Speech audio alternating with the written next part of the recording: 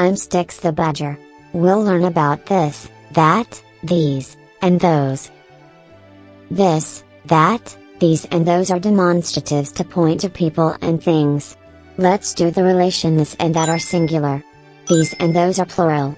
This and these are for near objects. And that and those are for far objects. Example of this, says, is this your cat?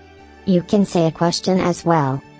Next, example of that, says, that guy is a thief. Next, example of these, says, these are my books.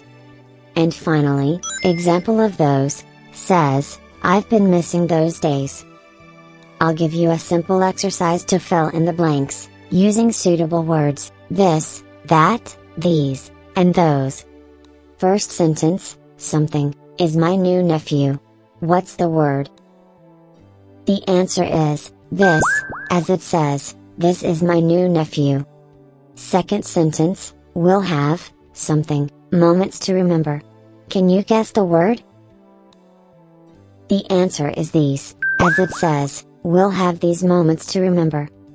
Third sentence, is, something, a fish in your bowl. Please guess the word. The answer is, that, as it says, is that a fish in your bowl.